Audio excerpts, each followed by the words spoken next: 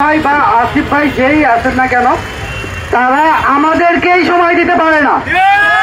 আমার ঢাকার বাইরে যে সকল ছাত্র ভাইয়েরা আছে তাদের কিভাবে সময় দিবে তারা?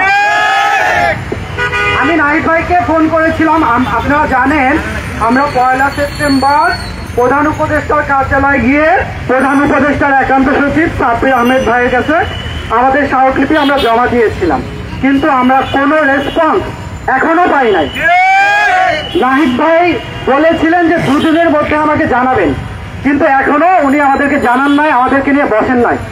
ওনারা আসিফ ভাই বা নাহিদ ভাই যেই মন্ত্রণালয়ে দায়িত্বে থাকুক না কেন তারা তো আমাদের ছাত্রদের প্রতিনিধিত্ব করছে। আগে তো আমাদের সংস্কার বা আমাদের অসুবিধাগুলো তাদের দেখতে হবে, তাদের বুঝতে হবে যে তারা ছাত্রদের প্রতিনিধিত্ব করছে। আজ 2 মাস 10 দিন হয়ে গেছে, আমাদের একটা স্থগিত করা পরীক্ষা নেওয়া হয় না। জুলাই 2nd উইক থেকে যে সকল পরীক্ষা স্থগিত করা হয়েছিল একটা পরীক্ষাও এখনো নেওয়া হয় নাই।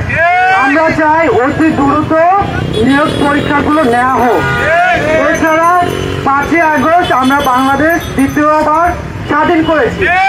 এই স্বাধীনতা শুধু আমরা ছাত্র সমাজ করিনি, আমাদের শিশু, আমরা দেখেছি শিশু, কিশোর, বৃদ্ধ, যুবক, মহিলা যারা আছে সবাই এই স্বাধীনতার জন্য গুরুত্বপূর্ণ ভূমিকা পালন করেছিল, কিন্তু আমরা ছাত্ররা সম্মুখ সারির যোদ্ধা হিসাবে অগ্রণী ভূমিকা পালন করেছিলাম।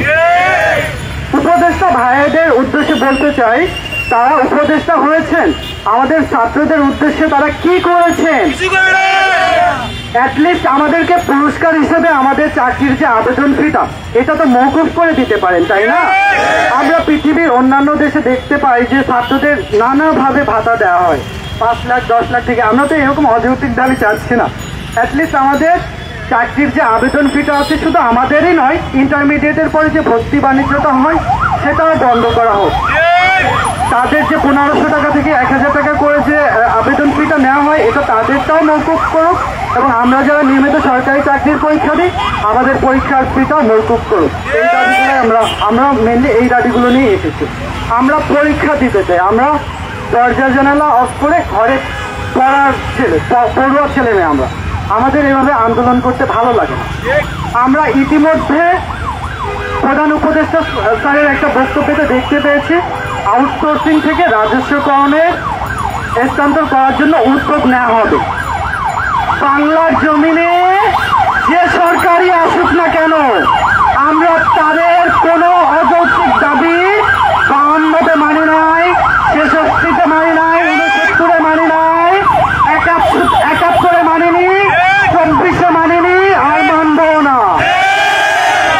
আউটসোর্সিংদের উদ্দেশ্যে বলতে চাই, তাদের যদি রাজস্বকরণ চাকরি এত বেশি পছন্দ হয় তাহলে তারা রাজস্বকরণের যে বিধিমালাগুলো আছে, প্রথমত সরকারি চাকরির নিয়োগ বিজ্ঞপ্তি দেওয়া হয়, এরপরে বিলি পরীক্ষা, লিখিত পরীক্ষা, ভাই উত্তীর্ণ হওয়ার মাধ্যমে তারা রাজস্বকরণ হোক।